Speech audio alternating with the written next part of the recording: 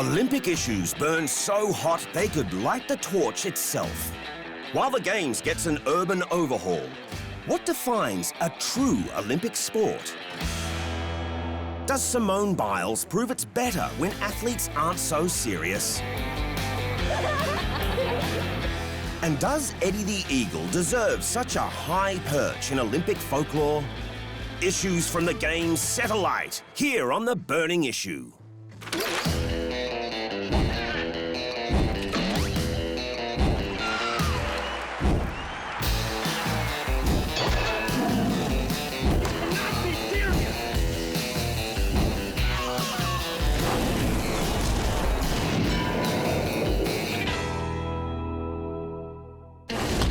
Simone Biles is a force in gymnastics, reaching true greatness in Rio.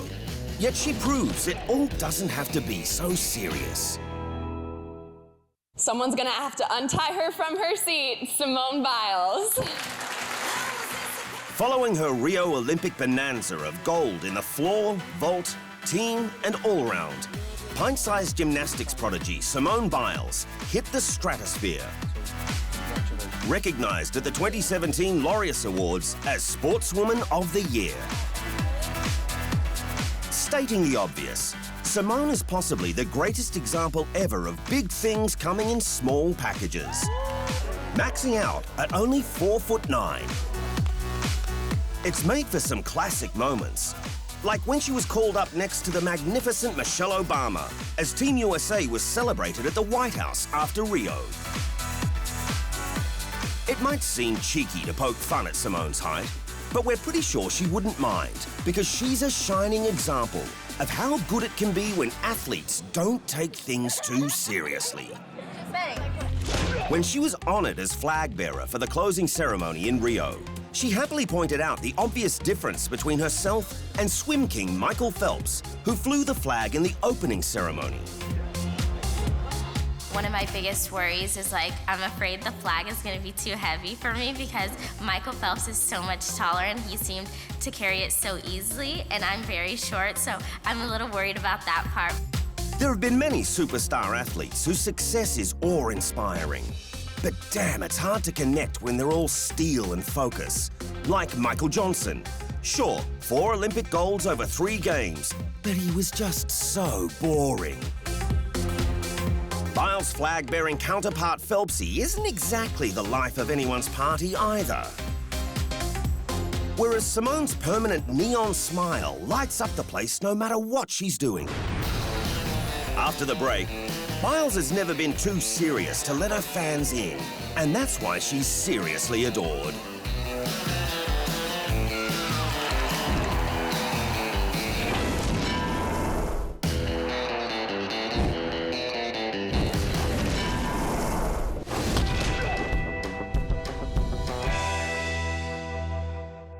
Simone Biles isn't afraid to show fans she's the real deal. Like in 2017, she hilariously tweeted herself all hazy after having her wisdom teeth out. Prolific on the social media site, it's also where she had the opportunity to connect with the bizarre world of the Kardashians. Kim and Kanye West's daughter North rooting for her throughout the Rio campaign. North is watching Simone Biles in awe, tweeted Kardashian. She's rolling around on the bed trying to copy her, lol. To which Biles responded, "Thank you so much. By the way, I'm obsessed with North, so adorable." Simone's right that the kid is pretty cute, although dressing her like mummy is perhaps a burning issue in itself. Anyway, life doesn't always have to be perfect is what we're talking about. Like when Simone agreed to take lessons from 6'9" Harlem Globetrotter Hammer Harrison in 2017. Perfection isn't exactly the word to describe her shift into ball sports. But with a little help, she did improve. And Big Hammer wasn't afraid to trade places for some lessons on the beam from the Queen. Simone's gymnastics skills were better used when she competed in America's Dancing with the Stars contest in 2017, where she became so popular She got her own Simoji. Even so, Biles and her partner, Sasha Farber, were eliminated in the semi-finals, despite receiving 2 perfect scores from the judges, which Simone took on the chin with her usual perfect smile. She might have a sparkly outlook, but Simone's no stranger to struggle. She was adopted by her grandparents when she was very young, due to her biological mother's struggle with substance abuse. She's also open about her attention deficit hyperactivity disorder, or ADHD, which her chosen profession fitted perfectly. I discovered I had ADHD at a very young age. If you saw me when I was probably 6 years old, I had it running all over the place. My parents are like, I think this child needs something, and everyone was just like, well, she's just sick, she's hyper. But as I got older, it got a little bit harder, so gymnastics was nice to go to because you can kind of be crazy and like you do a lot of skills, so then you really have to focus on that. Persevering through tough stuff and managing to maintain her $1 million smile has seen her become a global role model. Growing up, I had my role models, and I know how much that helped me and encouraged me in gymnastics, and it motivated me. So to now be a role model, I know how special it is, so I'll cherish that forever. But it is a little bit different because you don't realize how many eyes are on you till it happens. But it's an honor. I love doing it, and I think it's fun that kids can look up to me, and hopefully I'm a role model for them. While she's all fun and smiles for the camera, let's not overlook that she takes her discipline very seriously, recognized by the great 5-time Olympic gold medalist, Nadia Comaneci. She's so good by far because she does a lot of difficult skills. Her difficulties is unbelievable, and she's very strong and she can manage that. Simone Biles is a shining example that you can conquer the world in one of the most rigorous sports on earth and still keep it real. After all, life's too short to be taken too seriously. 21st century sports are coming to the Games to capture a 21st century audience. But what are the truest Olympic sports? So the Olympics wants to get modern. Fair enough, times they are a-changin'. And to connect with a broader, younger audience, the IOC has introduced urban sports like BMX freestyle and 3-on-3 basketball to the Tokyo 2020 schedule. As budget blowouts remain a sore point, we may see increasing pressure for old sports to go in order to make room for the new. But we should remember why the whole Olympic thing started in the first place. The original Games were staged in Olympia as far back as 776 BC. And as the Greeks were constantly punching on with their neighbours back then, it makes sense that the first events were derived from warfare. Which means the most legit argument for a sport to remain in the Olympics is to ask, is it good in a fight? There are some true Olympic sports that actually haven't changed much in a couple of thousand years. Like boxing. It makes sense when the objective is so simple. Punch the other person in the head until they fall over. Back in ancient Greece, fighters wore primitive gloves, whereas 12 ounces cushion the impact these days. Some of the most iconic athletes on Earth have graced the Olympic boxing ring, most notably, the great Muhammad Ali. More recently, heavyweight Anthony Joshua has become a global phenomenon, having won gold at the London Games before going on to win the world heavyweight title, downing the legendary Vladimir Klitschko in 2017. With this kind of celebrity punching power, it's a very good argument for boxing to always be included. Like its punchy cousin, wrestling emerged from the art of war. These days, Olympic wrestling is duked out in freestyle and Greco-Roman styles, which are often criticised for having rules difficult to understand for those not trained in the sport. In fact, in February 2013, the IOC announced wrestling would be axed from the Tokyo 2020 schedule. But after considerable pushback, they thankfully reinstated it. There was a third form of fighting in the ancient games that hasn't made it onto the modern schedule: pancration, a brutal discipline most comparable to MMA. In fact, one championship dynamo, Angela Lee, was trained in the stuff.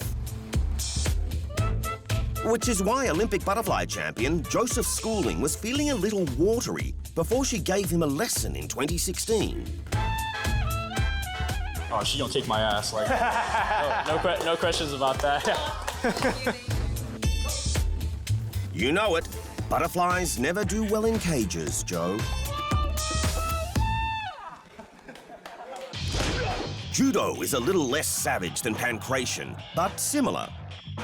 It made its debut at the Tokyo 1964 Games, when mighty Dutchman Anton Geesink took the prized Open Division gold medal from Akio Kaminaga in front of the Japanese crowd.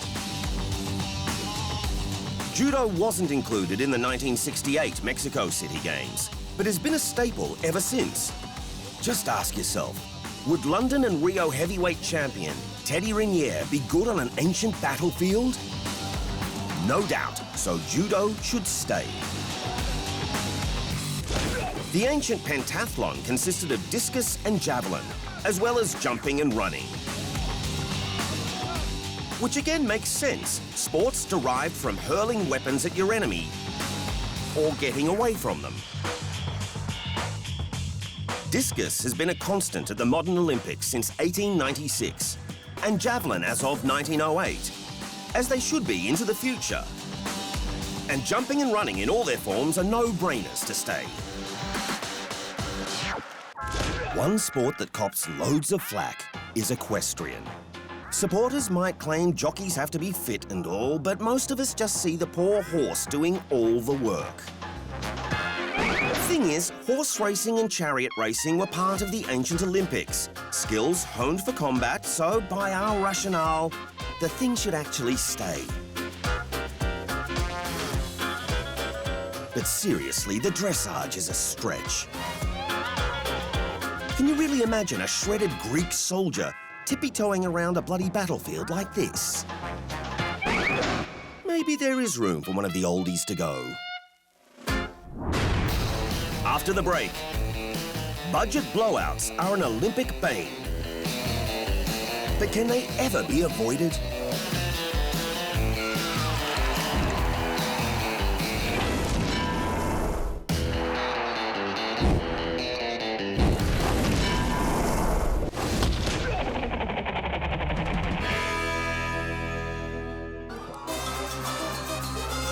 Usain Bolt's sprint double at 3 consecutive games. The incredible torchlighting ceremony in Barcelona, a proud legacy commemorated here on its 25th anniversary in 2017. Derek Redmond's father Jim breaking through security to help his son finish the 400 after tearing his hamstring. The Olympic Games creates memories that will last forever, but they can also leave less inspiring legacies. The Rio Games became infamous for blowing its budget by over $1.6 billion US. Brazil was already suffering from its worst economic downturn since the 1930s, and the overspend was a kick in the pants it could have done without. Promises were also made to clean up tired Rio City streets and address violence. But that all proved empty. Only a year after the world had moved on, local residents were frustrated things had quickly returned to normal. When Tokyo won the bidding war for the 2020 Games, organizers declared they could pull off the event for $9 billion.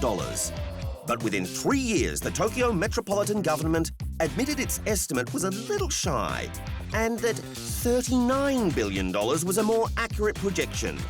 Just a slight recalibration. To cushion the blow, IOC President Thomas Bach announced a 12-year partnership deal with Chinese e-commerce company Alibaba in 2017. Brought on board to support China's $500 million Olympic channel, and move towards the IOC's goal of reaching 2 billion consumers. We're indeed very happy today to announce a historic strategic partnership in the digital world, which will transform the global Olympic movement. Problem was, Alibaba has regularly come under fire for importing counterfeit products. Bach defended, claiming the relationship with the IOC would help clean up its reputation. But really, it's not the best look. Tokyo is also fighting history. The average overspend of games from Rome 1960 to Rio 2016 is 156%. The mother of all blowouts was the Sochi 2014 Winter Games, on which a filthy $51 billion was spent. But while we bash games organisers for being daft with their dollars, a study from Oxford University raised some interesting points. Such as, an Olympic Games deadline is not like a regular construction job that can be pushed back. The whole world is coming, and if things go wrong, the only way to speed them up is to splash cash. There's also the issue of a city being new to hosting every time.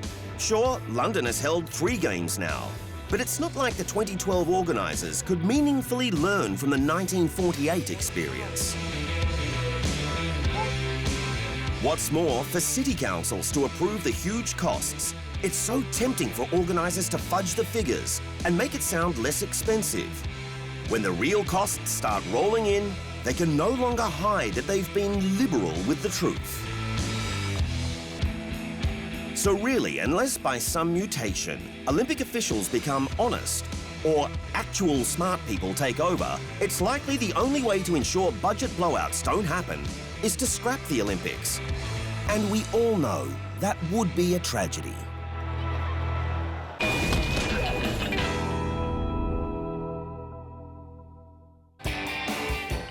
The powers that be set out to make Tokyo 2020 the Olympics where gender equality balanced out.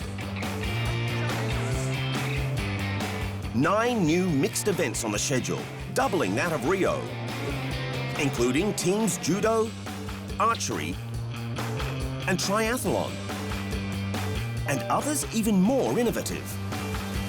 In terms of aquatics, as you can see, we've introduced 3 new events, the 800-metre men and 1,500-metre women, which were, if you like, gaps in the program. At the moment, we have the 800 women and the 1,500 men, so we've mirrored those in terms of the additional events, and introduced the mixed relay, the 4x100 medley mixed relay into the swimming program, so 3 new events in swimming. In athletics, similarly, we've introduced the 4x400 mixed relay. While some might get weird about guys racing the gals, break it down and you realise it all evens out when each team has equal numbers from each gender.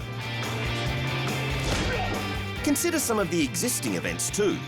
In mixed doubles tennis, male top seeds fire ground strokes at their female opposition at full force. Which was awesome when Venus Williams went toe-to-toe with Jack Sock in the Rio doubles final and held her own. The Olympics actually has a long history of mixing up the sexes. The ladies and gents duked it out in doubles tennis as far back as the second modern Olympics in Paris 1900. Mixed shooting also had its debut in another age, back in 1984. Innovations have been cooking more broadly too. The French nabbed their first ever diving gold medal at a World Championships, thanks to mixed gender events. Mathieu Rosset and Laura Marino took out the 3-metre and 10-metre synchronised at the 2017 Swimming World Champs in Budapest. In terms of track and field, Tokyo won't be the first time men and women race side by side. The Nitro Athletics Series, spearheaded by Usain Bolt, was a shining success, proof such a format can entertain fans. The greatest sprinter of all time is adamant athletics needs a shake-up, and he believes innovative Nitro-style events are the key. every sport has evolved over the years, trying to make different ways, trying to make their sports better. And I just think track and field is always been stuck in one area. So now they just need to try to evolve. And I think the way that Nitro started out with a team sport is something that really captured, because for me, I really, really enjoyed it. It was a lot of fun, and it was a team effort and a team sport. So for me, I think that's the way track and field should go, and it will draw more attention to it because more sponsors would want to be on board, because it will be a lot more different. So, yep, mixed events are all good for entertainment. But the more burning issue is with the balance of representation in Tokyo. The IOC declared its intention to bring gender equality almost to balance, female athletes making up 48.9% of the population. With all their highly paid, clever people organising the schedule, why they couldn't just nudge it up to 50-50 seems stupid. Team USA took things into their own hands in London and Rio. Female American athletes outnumbering their male counterparts at both those Olympics. And as then President Barack Obama pointed out, it paid off big time in Rio. We had more women competing in these games than any nation ever. Our women alone won more golds than most countries did. Our women 61 medals, most ever by any women's team, breaking the record set by, of course, Team USA 4 years ago. It just goes to show why making space for an extra 1.1% of women athletes makes sense. Still to come, he's the underdog that captured the world's imagination. But does Eddie the Eagle deserve such a high perch?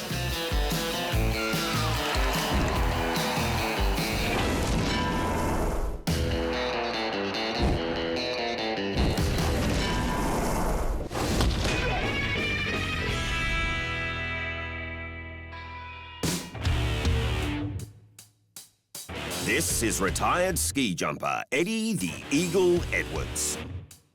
At the 1988 Calgary Winter Olympics, this rare specimen from Gloucestershire became the first Brit in 59 years to compete in Olympic ski jumping.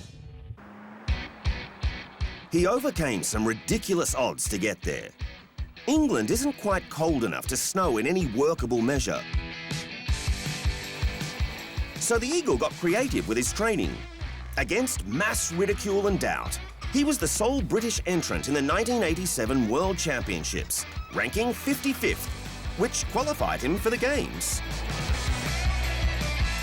It was such a bonkers underdog tale that in 2016, a feature-length film, directed by Dexter Fletcher, was released, starring Taron Egerton as the Eagle and Hugh Jackman as his trainer. With a production cost of $23 million, it made $46 million at the box office, rendering it a success. Audiences connecting on a deeper level. You know, he was a bit of a character then, and you know, he played the clown, and I think we all felt he was a bit of a lovable klutz. But what was really interesting to me as reading the script was actually there's a much bigger story behind that. Part of the story is that Eddie was doing it tough, and he's self-funded to get up and running. But while he did compete at the highest level, compared to the best, he kinda sucked, coming way last in both events in Calgary. The guy who sucked second worst in the 70-metre was 13.5 metres longer on his worst attempt. And in the 90-metre, Gilman of Canada was 19.5 metres longer at worst. And check out the Eagle's 71-metre jump in Calgary next to Austrian Stefan Kraft's effort. The 253.5-metre world record jump in March 2017 was insane. Yeah, technology advances, but a world record of 73.1 metres, that's 2 metres further than Eddie's Olympic attempt, was set in 1925, people. Hilariously, following the 88 Games, the IOC ruled that only skiers ranked in the top 30% in the world could compete, which came to be known as the Eddie the Eagle rule. Despite being the guy who changed the game for sucking, Eddie always refused to have his wings clipped. Having been retired for decades and in his 50s, he returned to the mountains and attempted to break the world record for toboggan jumping, previously held by Sven the Sled Svensson at 8.2 meters. He meticulously planned his attack, channeling all he gathered from his fight to compete at the Olympics. And while he was more of a seagull in Calgary, the eagle soared on his backside, smashing the record with a mighty jump of 10 meters. While it might not be worthy of a Hollywood film, his toboggan effort was legit. Bravo, Eddie. He will not be